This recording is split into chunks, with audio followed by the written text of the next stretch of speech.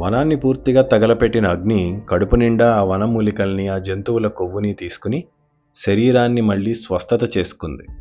మళ్ళీ పూర్వ వైభవాన్ని పొందాడు అగ్నిదేవుడు. మొత్తానికి ఆ అగ్ని కాండవాన్ని 15 రోజుల పాటు కాల్చుకు తిన్నాడు. అంతడవిలో అగ్ని నుంచి 6 మిగిలారు. అశ్వసేనుడు, మయుడు, 4 శారంగ పక్షులు. ఈ మాట వినగానే కథ వింటున్న జనమేజయుడికి ఓ ప్రశ్న అడగాలనిపించింది. వైశంపాయన మహర్షి, అన్నీ తగలబడిపోయినా ఆ అడవిలో ఆ 4 సారంగములు ఎందుకు బతికిపోయాయి? దాని వెనుకున్న కారణమేంటి? అప్పుడు వైశంపాయనుడు చెప్పాడు. మందపాలుడనే మహర్షి ఉండేవాడు. ధర్మం తెలిసిన వారిలో ఉత్తముడు, తపస్వి, కఠోర నియమాలు పాటించేవాడు. అతడు ఊర్ధ్వరేతస్కుడు. వేదాధ్యయనం చేస్తూ ఇంద్రియాలని జయించి జీవించాడు. దేహం విడిచాక పితృలోకాలకి వెళ్ళినా కూడా తపస్సుకు తగ్గ ఫలాన్ని పొందలేకపోయాడు. అప్పుడు యముణ్ణి, ఇంద్రుణ్ణి, వరుణుణ్ణి, ఆయా దేవతలను అడిగాడు. నేనింత తపస్సు చేశా కదా, అయినా కూడా గొప్ప ఉన్నత లోకాల్లో నాకు ప్రవేశం లేకుండా ఎందుకుంది? నేను చేసిన తప్పేంటి అని అడిగాడు. అప్పుడు వాళ్ళు చెప్పారు, బ్రాహ్మణుడా, మానవుడు 3 రుణాలతో భూమిపై పుడతాడు. ఆ రుణాలు పోవటానికే యజ్ఞకర్మ, బ్రహ్మచర్యం, సంతానం ఉండాలి. నీవు యజ్ఞాలు చేశావు, బ్రహ్మచర్యం పాటించావు, కానీ సంతానం లేదుగా. ఇది ఇలాంటి ఎపిసోడ్ విచిత్రంగా ఆదిపర్వం మొదట్లో కూడా ఉంటుంది, మళ్ళీ చివర్లో ఉంది. సంతానం లేకపోవటం వల్ల ఈ లోకాలు మూసివేయబడ్డాయని చెప్తారు. ఆ మాటలు విన్న మందపాలుడు అతి శీఘ్రంగా సంతానం ఎలా కలుగుతుందో ఆలోచించాడు. వెంటనే తొందరగా సంతానాన్ని ఇచ్చే జాతి పక్షి జాతి కనుక పక్షిగా దిగొచ్చాడు. వచ్చి జరిత అన్న పక్షితో చేరాడు. ఆయన జరితతో 4 బ్రాహ్మణ తేజస్సు గల పక్షుల్ని కన్నాడు. ఆ తర్వాత జరితని విడిచిపెట్టి లపిత అనే మరో పక్షి గూటికి చేరాడు. ఆ జరిత పిల్లల్ని పెంచుకుంటూ ఉంది.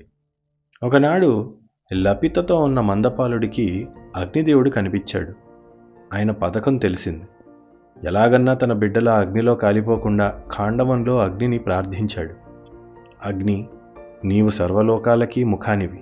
నీ ద్వారానే దేవతలకు హవిస్సులిస్తారు. నీవు ప్రాణుల దేహంలో రహస్యంగా తిరుగుతూ ఉండేవాడివి. నిన్ను దివ్యాగ్ని, భౌమాగ్ని, జఠరాగ్నిగా 3 రూపాలలో కొలుస్తారు. నువ్వే లేకపోతే లోకమంతా నశిస్తుంది. ప్రళయకాలంలో నీ నుండే జ్వాలలు పుట్టి లోకాలను హరిస్తావు. అన్ని ప్రాణులు నీ నుండే ఉత్పన్నం అవుతున్నాయి. ఇలా అగ్నిని చాలా గొప్పగా స్తుతించాడు. అది విని అగ్ని చాలా సంతోషించి, ఏం కావాలి మందపాల అని అడిగాడు. ఆయన ఖాండవాన్ని కాల్చేటప్పుడు తన పిల్లలకేమీ కాకుండా చూడమని చెప్పాడు. అగ్ని తప్పకుండా అలాగేనని, వాళ్ళని విడిచిపెట్టేస్తానని చెప్పాడు. అయితే అక్కడ అగ్నిని చూసిన జరిత తన 4 పిల్లల్ని ఎలా కాపాడుకోవాలో తెలియక సతమతమవుతోంది. మీ 4 తీసుకుని నేను ఎగరలేను, అలాగని విడిచి వెళ్ళలేను. ఏం చేయను? ఎంతసేపు ఆలోచించినా ఎవరో ఒక్కరిని తీసుకువెళ్ళగలను. ఆ ఒక్కళ్ళు ఎవరవ్వాలి? అందుకే నా రెక్కలు అడ్డుపెట్టి మిమ్మల్ని కాపాడుకుంటాను అంది. మీ నాన్న మిమ్మల్ని వదిలి వెళ్ళిపోయాడు. నేనొక్కదాన్నే ఏం చేయగలను? ఆ 4 పక్షులు పేర్లు చెప్తూ అంది.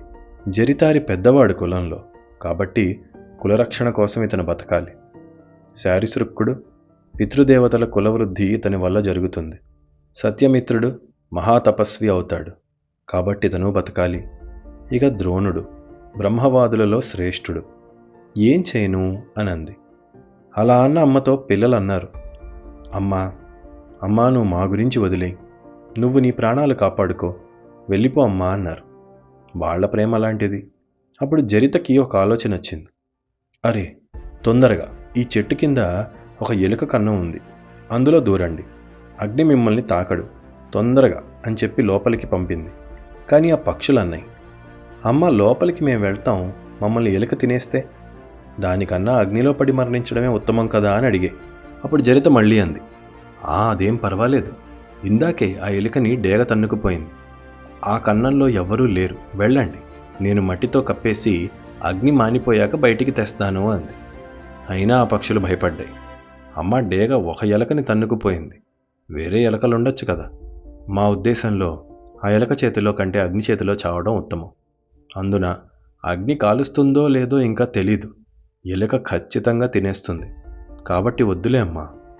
చివరికి ఇలా వాదిస్తూ పిల్లల వాదనే నెగ్గి అన్నాయి, అమ్మా, నువ్వు యవ్వనంలో ఉన్నావు, వెళ్ళి నీ భర్తని వెతుక్కో, మేము బతికుంటే నిన్ను కలుస్తాం, మాకిలాగింకా రెక్కలు రాలేదు, నువ్వు వెళ్ళిపో అనన్నాయి. ఇక చేసేది లేక జరిత ఖాండవాన్ని వదిలి ఎగిరి వెళ్ళిపోయింది. ఆ తర్వాత నలుగురు కూడా వస్తున్న అగ్నిని స్తుతించారు. మందపాలునికి మాటిచ్చినట్లే ఆ అగ్ని వారిని ఏమీ చేయకుండా వెళ్ళిపోయాడు. అటుపక్కన మందపాలుడు మాత్రం అగ్నిని స్తుతించాడు, కానీ అంత అగ్నిలో తన పుత్రులు ఏమీ బతుకుంటారులే అని విచారిస్తూ బాధపడుతున్నాడు. అప్పుడు లపిత కోపించింది. ఆయన జరితని తలుచుకుని పిల్లల్ని తలుచుకుని ఏడవటం నచ్చలేదు. అప్పుడు అంది, నీకు అగ్ని మాటిచ్చాడు కదా, నీ పిల్లలు బతికే ఉంటారులే, నీ మనసులో ఇంకా వాళ్లే ఉన్నారు కదా, నేను లేను కదా, కాబట్టి నన్ను విడిచిపెట్టి వారి దగ్గరికే వెళ్ళిపోవచ్చుగా అని అడిగింది. ఆ అగ్ని ఖాండవాన్ని దహించి పూర్తిగా కాల్చేశాక మళ్ళీ ఆ జరిత తిరిగి వచ్చింది. బతికే ఉన్న తన పిల్లల్ని చూసి చాలా సంతోషించి ముద్దాడింది. మందపాలుడు కూడా లపిత పంపేసరికి అక్కడికి వచ్చాడు. కానీ ఆ పిల్లలు ఆయన్ని ప్రేమగా దగ్గరికి తీసుకోలేదు. ఆయన అగ్నికి చేసిన ప్రార్థన వాళ్ళకి తెలియదు కదా. మందపాలుడు అప్పుడు జరితని అడిగాడు, జరిత, వీళ్లే కదా మన పిల్లలు, వీళ్ళ పేర్లేంటి, ఇందులో పెద్దవాడెవడు అని అడిగాడు. జరిత కోపంగా, నీకెవడైతే ఏముంది, నీకెందుకు, వదిలేసి వెళ్ళిపోయావు కదా, ఆ లపిత దగ్గరికే వెళ్ళిపో, ఎందుకు వచ్చావు ఇప్పుడు అని విసుక్కుంది. పిల్లల కోసం మళ్ళీ సంసార బంధంలో పడిన మందపాలుడిని లపిత జరిత ఇద్దరూ కాదన్నారు. మందపాలుడు బాధపడి అగ్నికి తను చేసిన స్తుతి గురించి, వారిని కాల్చకుండా అగ్ని వదిలేసిన విషయం గురించి చెప్పాడు. అప్పుడు పుత్రులు ఆయన్ని క్షమించి దగ్గరికి చేరారు. ఇది జరిత వృత్తాంతం అని చెప్పాడు వైశంపాయనుడు. ఎలాగైతేనేం అర్జునుడు కృష్ణుడు కలిసి అగ్నికి కావాల్సింది ఇచ్చారు. ఇంద్రుణ్ణి సైతం ఓడించారు. కొడుకు చేతిలో ఓడిన ఇంద్రుడు సంతోషించి దీవించి ఏదన్నా వరం అడగమన్నాడు. అర్జునుడు తండ్రి దగ్గర గొప్ప అస్త్రాలను అడిగాడు. ఇంద్రుడు ప్రసన్నుడై, కుమారా, నీవు త్వరలో శివుణ్ణి ప్రసన్నం చేసుకుంటావు, ఎప్పుడైతే ఆయన్ని ప్రసన్నం చేసుకోగలవో అప్పుడు నీకు నేను కూడా అస్త్రాలను ఇస్తాను అని చెప్పాడు. కృష్ణుడికి కూడా ఒక కోరిక కోరుకోమని చెప్పాడు. ఇంద్ర, అర్జునుడిపై నా ప్రేమ నిరంతరం పెరుగుతూనే ఉండేలా చూడు అన్నాడు. ఇంద్రుడు దానికి తప్పకుండా అలాగే జరుగుతుందని చెప్పి ఇక వెళ్ళిపోయాడు. అలాగే అగ్ని కూడా వాళ్ళని దీవించి వెళ్ళిపోయాడు. ఇక్కడ ఈ కథతో ఆదిపర్వం పూర్తయింది. ఇక సభాపర్వంలోకి అడుగులు పెట్టాలి. ఆదిపర్వం కథ మొత్తాన్ని ఒకసారి నెమరవేసుకుని ఆ సభాపర్వంలోకి అడుగు పెడదాం. అంతవరకు సెలవు.